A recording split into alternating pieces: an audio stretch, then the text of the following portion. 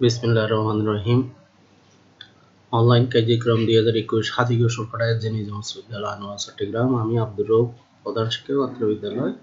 আজকে নবম দশম শ্রেণীর সাধারণ গণিতের একটি অনলাইন শ্রেণী কার্যক্রম পরিচালনা করছি। আশা করি সুপ্রিয় শিক্ষার্থীরা আমার সাথে থাকবে থেকে এই যে তোমাদের সাধারণ গণিতের সমস্যা, তোমরা বিভিন্ন সমস্যার সমাধান করবে। এই আমি যেগুলো আলোচনা করবো সেগুলো অনুধাবন করে আশা করি তোমরা বিভিন্ন সমস্যার সমাধান করতে ইনশাআল্লাহ পারবে, চেষ্টা করবে। সুপ্রিয় শিক্ষার্থী, দেখো, সবাইকে আমি স্বাগতম জানাচ্ছি। আমার পরিচিতি দিয়েছি। আজকে দ্বিতীয় অধ্যায়, আমরা গণিতের দ্বিতীয় অধ্যায় একটা নবম দশমের আলোচনা করব টপিকস। এটা দেখো, এখানে একটাতে 5টা কাপ, একটাতে 4টা কাপ, এগুলোকে আমরা কাপের সেট বলি। এটা গ্লাসের সেট। এগুলো দেখো তোমরা নিশ্চয়ই চিনো। এগুলোকে আমরা ডাইনিং টেবিলের সেট, সোফা সেট এভাবে বলে থাকি। এগুলো আমাদের খুবই পরিচিত, আমরা ঘরে রাখি। সেট প্রকাশের পদ্ধতি। আজকের এই পার্টে আমরা সেট কি বলতে পারবে, সেটকে কয় পদ্ধতি প্রকাশ করা যায় বলতে পারবে, সেটের বিভিন্ন চিহ্ন বর্ণনা করতে পারবে, তালিকা পদ্ধতি ব্যাখ্যা করতে পারবে। তাহলে দ্বিতীয় অধ্যায়ে আমরা একটু বই থেকে এসে দেখি। আমাদের দ্বিতীয় অধ্যায় সেট ও ফাংশন। এই সেট শব্দতে আধুনিক সুপরিচিত ডিনার সেট, স্বাভাবিক সেট, মূলত সংখ্যা সেট ইত্যাদি আধুনিক খাতির হিসাবে সেটের ব্যবহার ব্যাপক। জার্মান গণিতবিদ জর্জ ক্যান্টর 1845 সাল থেকে 1918 সাল সম্পর্কে প্রথম ধারণা করেন সেট সম্পর্কে। তিনি অসীম সেটের ধারণা প্রদান করে গণিত শাস্ত্রে আলোড়ন সৃষ্টি করে এবং তার সেটের ধারণা সেট তত্ত্ব নামে পরিচিত। এই অধ্যায়ে সেটের ধারণা ব্যবহার করে গাণিতিক যুক্তি ও চিত্রের মাধ্যমে সমস্যা সমাধান এবং ফাংশন সম্পর্কে সম্যক ধারণা দেওয়া হবে। তবে আমরা বেশিরভাগ এই ক্লাসে সেট নিয়ে আলোচনা করব। আমরা সেটের যে শিক্ষণ, এই চ্যাপ্টারটা আমরা করে অঙ্কগুলো সমাধান করে এই বিষয়গুলো আমরা জানতে পারবো। সেট উপসেটের ধারণা ব্যাখ্যা করে প্রতীকের সাহায্যে প্রকাশ করতে পারবে। সেট প্রকাশের পদ্ধতি বলতে পারবে। সেট অসীম সেট ব্যাখ্যা করতে পারবে। সসীম সেট ও অসীম সেটের পার্থক্য নিরূপণ করতে পারবে। সেটের সংযোগ ও ছেদন সেটের ব্যাখ্যা ও যাচাই করতে পারবে। ক্রমজোড় ও কার্টেসীয় গুণজ ব্যাখ্যা করতে পারবে। উদাহরণ ও ব্যঞ্চিত্রের সাহায্যে সেট প্রক্রিয়ার সহজ বিধিগুলো প্রমাণ করতে পারবে এবং বিধি প্রয়োগ করে বিভিন্ন সমস্যার সমাধান করতে পারবে। এখানে চ্যাপ্টারটা অনেক বড়, তাই দেখে আমরা কতটুকু আলোচনা শেষ করতে পারি। সেটের আমরা সংজ্ঞাটা দেখব। বাস্তব বা চিন্তা জগতের সুসংজ্ঞায়িত বস্তুর সমাবেশ বা সংগ্রাহককে সেট বলে। 10টি, 11টি, 12টি সেরকম আমরা বলি। যেমন দেখো, এই যে আমাদের প্রিয় ফুটবল খেলা একটি দল, এটা হচ্ছে যে খুবই পরিচিত আর্জেন্টিনা, ব্রাজিল, সবাই এটাকে বাংলাদেশিদের অনেক সমর্থক আছে। সেটকে সাধারণত ইংরেজি বর্ণমালা বড় হাতের অক্ষরে ABC XYZ প্রকাশ করা হয়। সেট প্রকাশের যেমন 2, 4, 6 দ্বারা 3টি সেট, তাহলে সেট এর সমান 3টি সেট এর সমান। দা সেট অফ, দ্বিতীয় সেট সবসময় দ্বিতীয় বন্ধনী দিয়ে প্রকাশ করা হয়, আর ভিতরে যেগুলো আছে এগুলো হচ্ছে এলিমেন্ট, উপাদান। সেটের প্রত্যেক বস্তু বা সদস্যকে সেটের উপাদান। যেমন B equals to the set of, দ্বিতীয় বন্ধনী দিয়ে সেট প্রকাশ করা হয়, ভিতরে এলিমেন্ট পার্থক্য করতে ভাগ করতে কমা দিতে হয়, A, B। এটা হচ্ছে যে সেট, মূল সেটে এটা সেট B সেট সমান মানে পুরোটা সমান, এটা হলো ভিতরের উপাদান। আমাদের মনে রাখতে হবে দ্বিতীয় বন্ধনী দিব, ভিতরে একটা কমা দিয়ে, তাহলে B সেটের উপাদান A এবং B। সেট প্রকাশের চিহ্ন A belongs to B এবং পড়া হয় A B এর সদস্য, অর্থাৎ A belong, small a belongs to B। উপরে সেটে C উপাদান নাই, অতএব C is not belongs to B। যদি ভিতরে না থাকে ইজ নট বিলংস টু। এগুলো গ্রিক অক্ষর, বিভিন্ন অক্ষর আমরা ফিজিক্সে, রসায়নে, পদার্থ রসায়ন এবং হায়ার ম্যাথে বিভিন্ন চিহ্ন ব্যবহার করে। এটা একটা গ্রিক চিহ্ন, বিলংস টু। আমরা উপাদান প্রকাশের চিহ্ন এলিমেন্ট, যে এ বিলংস টু বি, এবং করা হয় এ বি এর সদস্য, এইভাবে এ বিলংস টু বি ইংলিশ। উপরের সেটে সি একটি, উপরের সেটে সির উপাদান নাই, তাই এটা পড়তে হবে যে এইভাবে। অতএব C is not belongs to B, অর্থাৎ এবং পড়া হয় সি বি এর সেট এর সদস্য নয়, C does not belongs to B.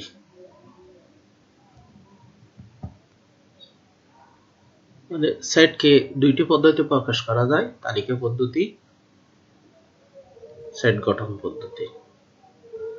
আমরা দেখি,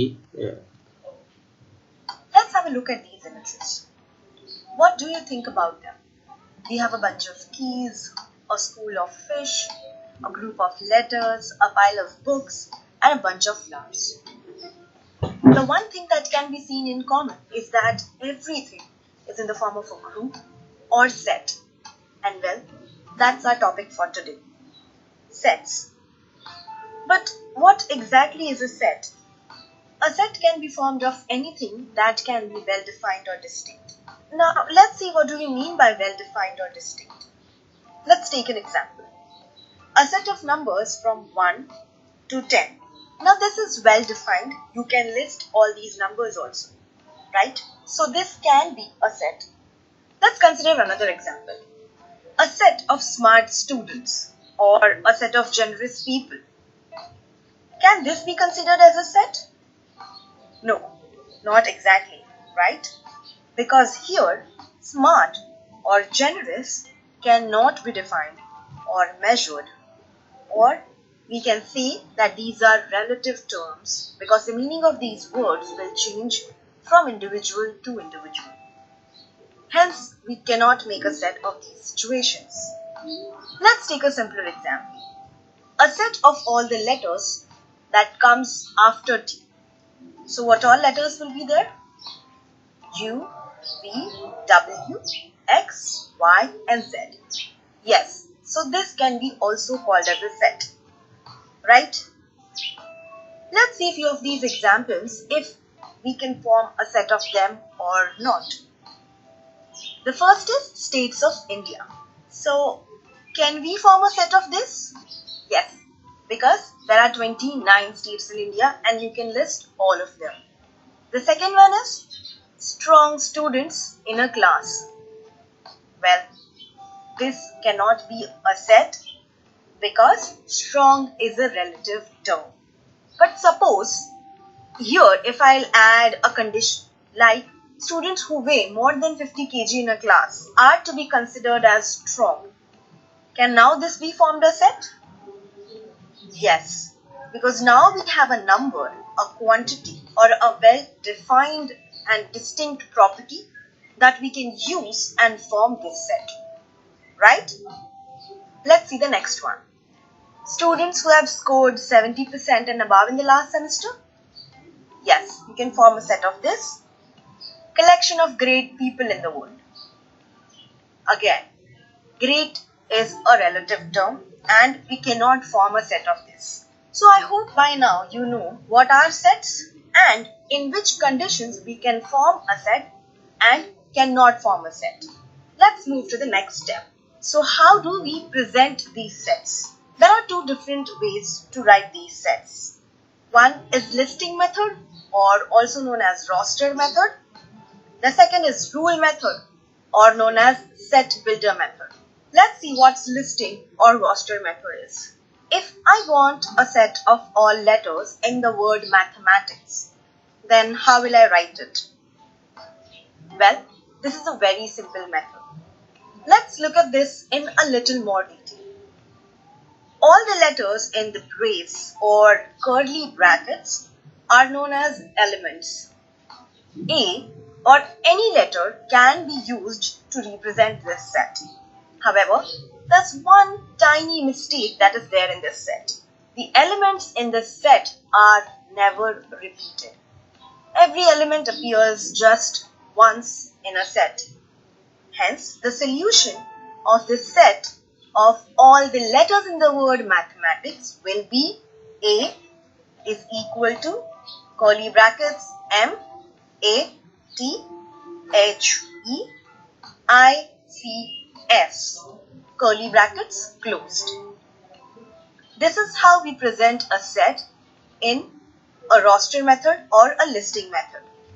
Now, since just we have listed all the letters is the reason why it is known as a listing method.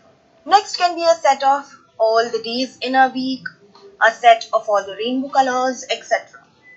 We have also been studying sets in few of our previous grades.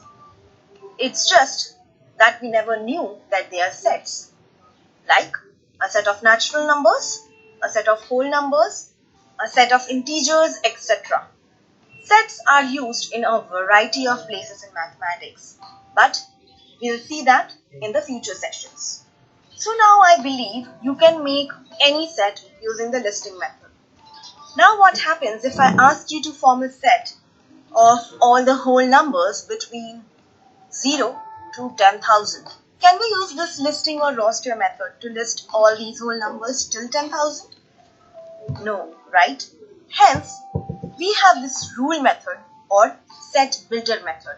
Now, since we are building a particular set, instead of writing all the elements in the set, this is known as a set builder method.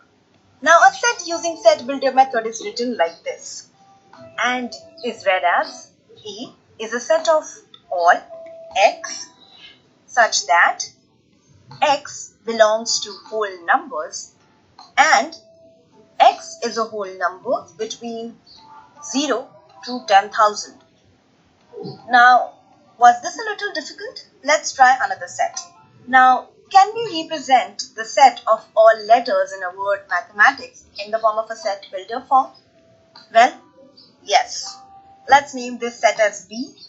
B is a set of all x such that x is the letter of the word mathematics. Every set can be represented in the set builder form. Try a few of these sets in the form of listing as well as set builder method. Now, why this method is known as a rule method? Now, here we can see that we have added certain conditions in this set. This is the reason why this is also known as a rule method. So, till now we have seen that what is a set, things that can form a set, and ways to represent these sets. In our coming sessions, we will see what are the different type of sets. তাহলে আমরা video দেখছি তালিকা পদ্ধতি। এই পদ্ধতিতে সেটের সকল উপাদান সুনির্দিষ্টভাবে উল্লেখ করা হয়, দ্বিতীয় বন্ধনীর মধ্যে আবদ্ধ করা হয় এবং একাধিক উপাদান থাকলে কমা ব্যবহার করে উপাদানগুলোকে আলাদা করা হয়। যেমন A the set of A comma B comma C, এখানে দ্বিতীয় বন্ধনী দিয়ে প্রকাশ করা হয়। তাহলে সি সমান দেখো, এটা সেট গঠন পদ্ধতি। সি ইকুয়ালস টু যেমন 5, 10, 15, 20, 25, 30 কমা দিয়ে দিয়ে প্রকাশ করা হবে। সি সেটের উপাদানগুলো এগুলি, এখানে প্রত্যেকটি 5 দ্বারা বিভাজ্য, অর্থাৎ 5 এর গুণিতক। তাহলে অতএব এটা প্রকাশ করব C the set of X such that x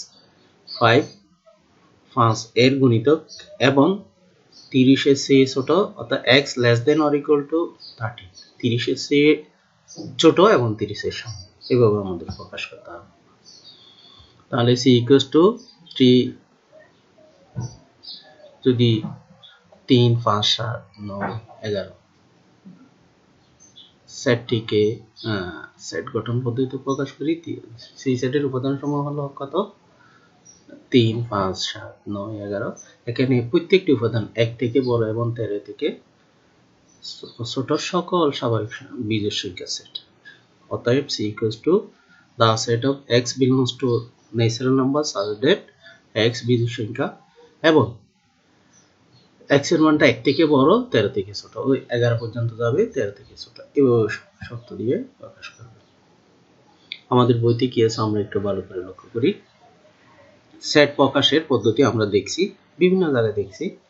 আমরা কিভাবে a belongs to a পড়া হয়, অর্থাৎ পড়া হয় a স্মল a b এর সদস্য, অর্থাৎ a belongs to b, এগুলো আমাদের বইতে আছে, আমি ওখানে লিখে দিয়েছিলাম।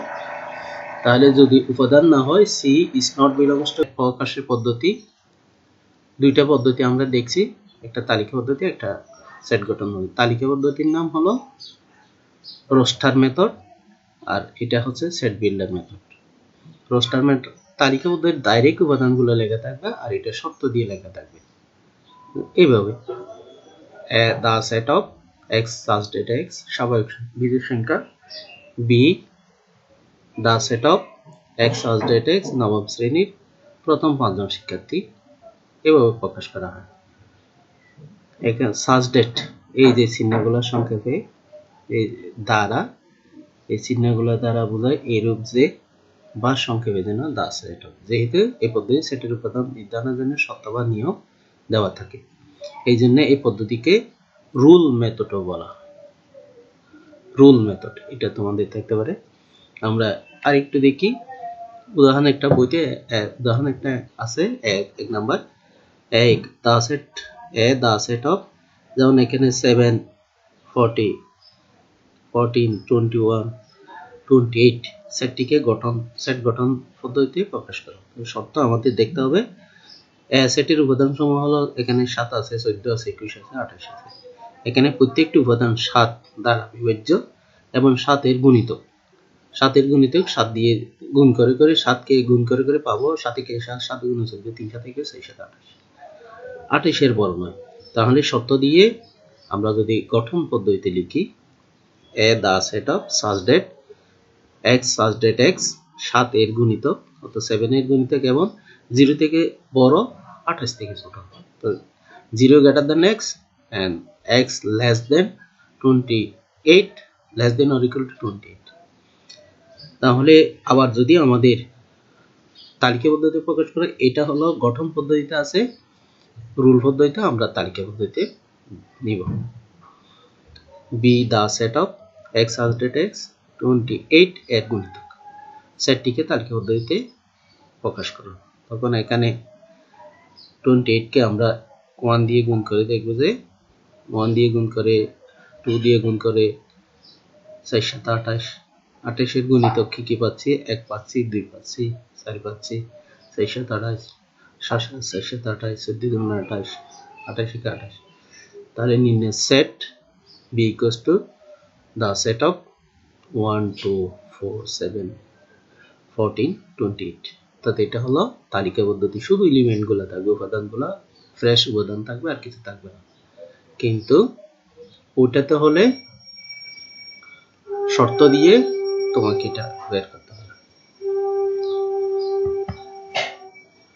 তাহলে আরো আমাদের কিছু প্রকারভেদ আছে, অসীম সেট, সসীম সেট, অসীম সেট। যে সেটের উপাদান সংখ্যা, এগুলো তোমরা রিডিং পড়লে বুঝো, আমি একটু করে দেখে দিচ্ছি। যে সেটের উপাদান সংখ্যা লিমিট মানে গণনা করা যাবে, নির্ধারিত আছে, সেটা অসীম সেট, যেটা লিমিট নয় সেটা সসীম সেট।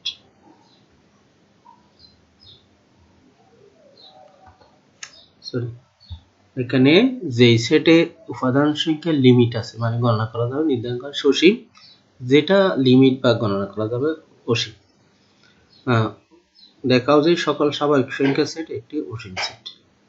স্বাভাবিক সংখ্যা সেট,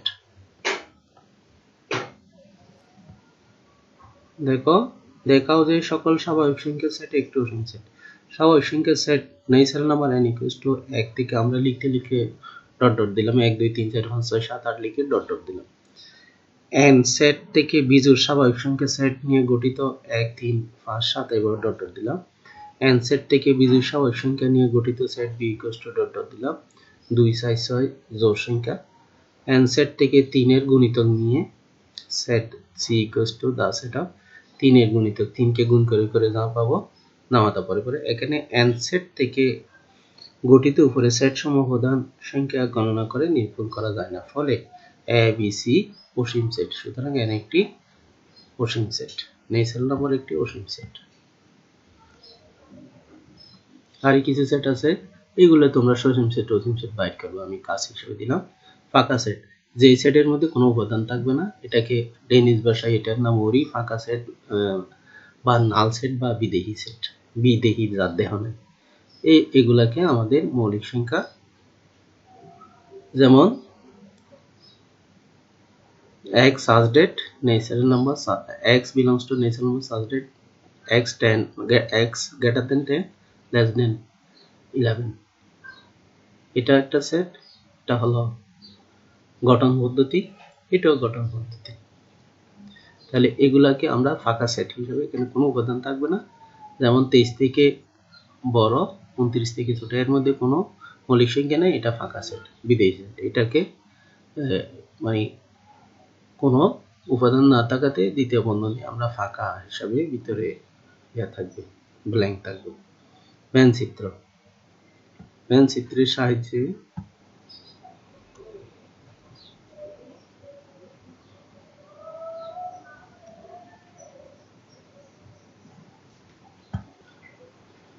প্রিয় শিক্ষার্থী দেখো ভেন চিত্র, এটা আমাদের ফাঁকা সেটে কোনো ফাঁকা সেট, এমটি সেট, যে সেটের কোনো উপাদান সংখ্যা থাকে না তাকে ফাঁকা সেট বলা হয়।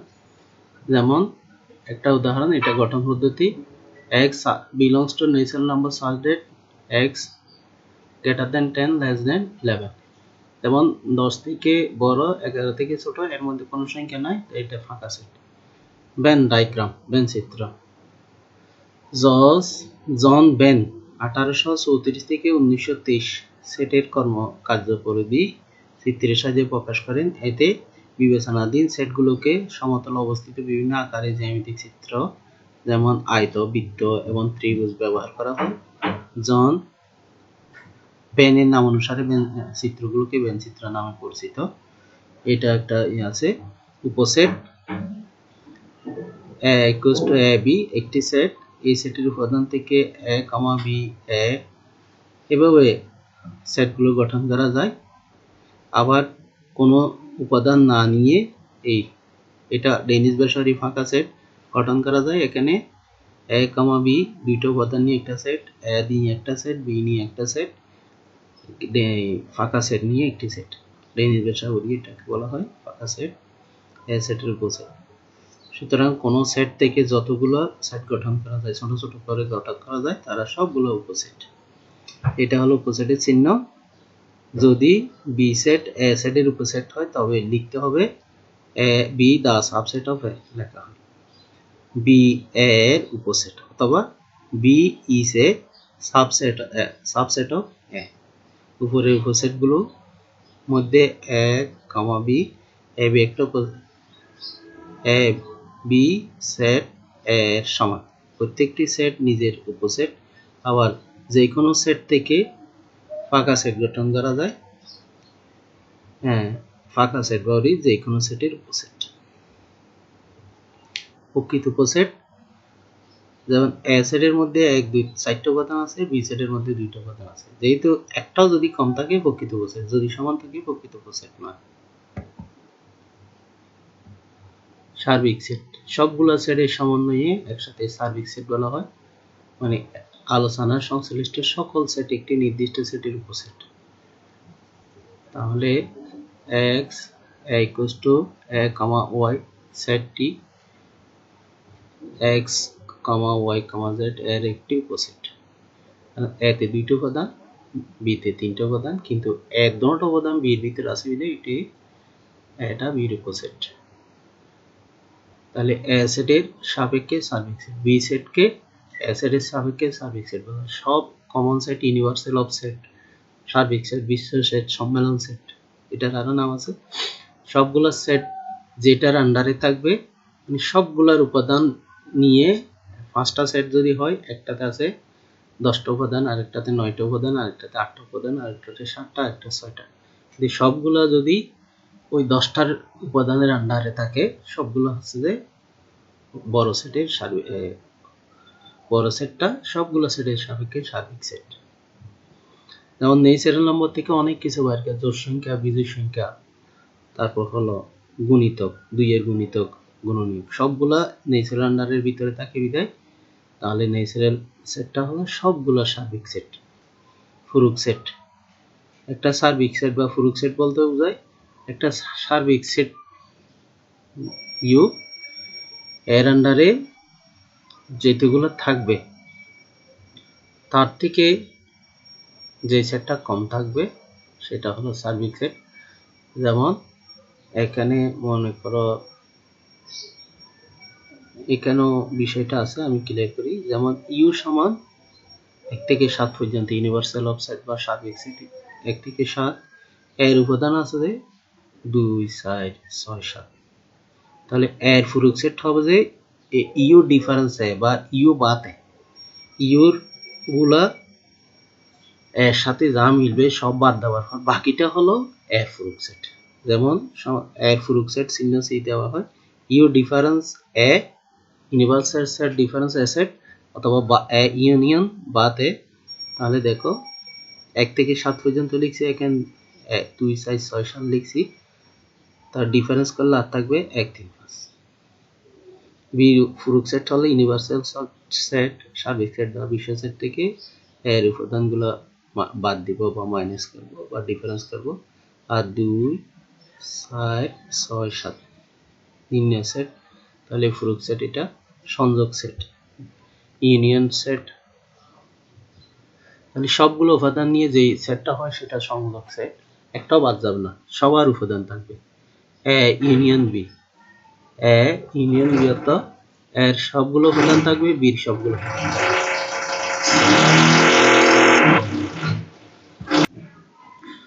ছেদন সেট দুই বা ততোধিক সেটের সাধারণ উপাদান দুটোতে মিল থাকবে, সেটা হলো ছেদন সেট। যেমন এ এবং বির অনেকগুলো উপাদান আছে, যে উপাদানটা মিল সেটা ছেদন ইন্টারসেকশন বলা হয়। এটাকে intersection B. A B C তিনটা সেট, তার মধ্যে যে জিনিসটা মিল থাকবে, যে উপাদানটা মিল থাকবে সেটা যেমন কালো চিহ্ন, এটা হলো ইন্টারসেকশন অফ সেট। তাহলে যেমন এখানে একটা ছেদন সেটের উদাহরণ দিই আমি। phi equals to the set of x such that x belongs to natural number such that x 2 থেকে বড় 6 থেকে ছোট অথবা সমান। q the set of x belongs to natural number such that x জোড় সংখ্যা এবং x less than 8 or equal to x less than or equal to 8। তাহলে phi ইন্টারসেকশন q নির্ণয় করা, ছেদন সেট নির্ণয় করা, যেটা দুই জনের মিল থাকবে। তাহলে দেওয়া আছে p equals to the set of natural number x belongs to natural number such that x greater than 2 and less than or equal to 6। অর্থাৎ আমরা পাচ্ছি এটা হলো সেট গঠন পদ্ধতি, আমরা তালিকা পদ্ধতি পাচ্ছি 2 4 5 6। কারণ 2 থেকে বড় মানি 3 থেকে শুরু, 6 থেকে ছোট মানি 6 সমান 6 পর্যন্ত যাবে। q the set of x belongs to natural number such that x জোড় সংখ্যা এবং x less than or equal to 8। তাহলে x এর জোড় সংখ্যা হবে 8 এর সমান অথবা 8 এর চেয়ে ছোট, 2 4 6 8। তাহলে phi ইন্টারসেকশন q, phi হচ্ছে 2 3 4 5 6, q হচ্ছে যে 2 4 6 8, দুটোটার মধ্যে মিল আছে কি 400।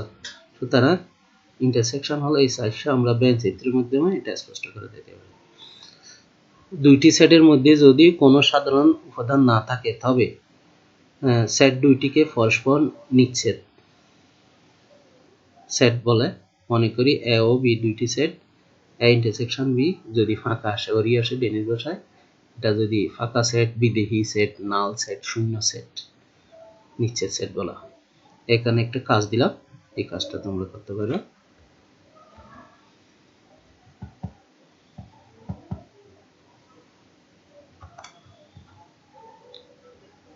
কার্তেশীয় গুণজ।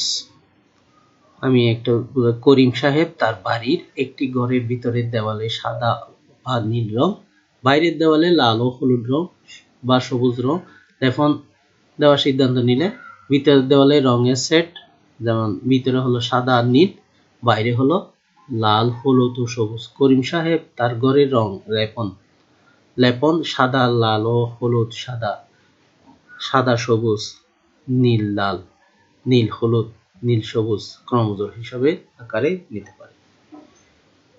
দিতে পারেন। উক্ত ক্রমজোড় সেটকে নিচের মতো করে লেখা যায়।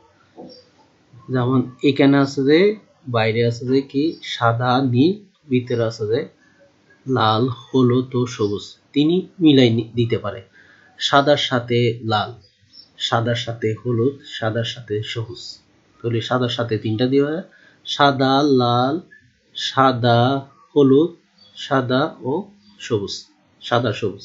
নীল, লাল, নীল, হলুদ, নীল, সবুজ। এভাবে উপরোক্ত ক্রমবর্ধমান সেটটিকে কার্তেশীয় গুণ সেট বলা হয়। তাহলে এভাবে আমরা এটা গঠন পদ্ধতি আছে, এখান থেকে আমরা যেমন সেট গঠন পদ্ধতিতে এ ক্রস বি গুণন বা ক্রস, তাহলে এটা হবে এক্স, এটা সেটটা এইভাবে গঠন হবে এক্স কমা ওয়াই কার্তেজীয় গুণজে সবসময় প্রথম বন্ধন দিয়ে ভিতরে কমা হবে, এলিমেন্টগুলো লিখতে প্রথম বন্ধন লিখতে হবে। such that x belongs to a এবং y belongs to b, a cross b কে করা হবে a ক্রস b, a এই ক্রস চিহ্ন গুণ চিহ্নকে ক্রস b করা হবে। তাহলে আমরা একটা দেখি এর উদাহরণ phi equals to 2 3 1 2 3 q equals to 3 4 phi intersection q হলে phi cross b r r equals to phi intersection q হলে এখানে একটা আমরা দেখি phi cross r এবং q cross r cross q নির্ণয় করো। phi এলিমেন্ট আছে উপাদান 1 2 3, q আছে 3 4 এবং r equals to phi intersection q। তাহলে phi আছে যে p এর মান হচ্ছে 1 2 3, q এর মান আছে 3 4, ইন্টারসেকশন করলে দুটোর সাধারণ উপাদান হচ্ছে যে 3 উপাদান এবং p ক্রস b আর p ক্রস r হলে p এর উপাদান হচ্ছে 1 2 3, q হচ্ছে যে 3 ক্রস। তাহলে আমরা যদি কার্তেজীয় গুণজ করি 1 3 2 3 3 3 এবং q r ক্রস q যদি হয় 3 গুণ ক্রস 3 4 3 3 3 4। তাহলে এভাবে আমরা কার্তেজীয় গুণজের কাজ করব।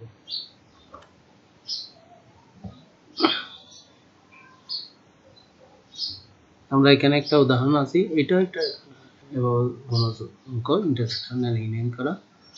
100 জন শিক্ষার্থীর মধ্যে কোনো পরীক্ষায় 88 জন বাংলায়, 80 জন গণিতে এবং 70 জন উভয় বিষয়ে পাস করছে। ব্যান চিত্রের সাহায্যে তথ্যগুলো প্রকাশ করা এবং কতজন শিক্ষার্থী উভয় বিষয়ে ফেল করছে নির্ণয় করা। ব্যান চিত্রে আয়তাকার পুরো ক্ষেত্রটি ইউনিভার্সাল অফ সেট যেটা বলছি, সম্মেলন সেট বা বিশ্ব সেট বা ইউনিভার্সাল অফ সেট যেটা বলছি, সেটাতে ক্ষেত্রটি 100 জন শিক্ষার্থীর সেট ইউনিয়ন এবং বাংলা ও গণিতে পাস করছে শিক্ষার্থী সেট বি যথাক্রমে বি ও এম দ্বারা নির্দেশ করে। ফলে বেন সূত্রটি 60টি নিচের সেট বিভক্ত হয়েছে যাদেরকে P P Q R F দ্বারা চিহ্নিত করা হলো। এখানে উভয় বিষয়ে ফেল পাস শিক্ষার্থীর সংখ্যা, কিউটা কি হবে, কিউর ভিতর কি কি আছে, B intersection M, A B পুরো আছে এম পুরো আছে, তার মধ্যে যেটা ক্রস উভয় বিষয়ে পাস করছে সেটা এই যার সদস্যের সংখ্যা হলো 70, এই উভয় বিষয়ে পাস 70।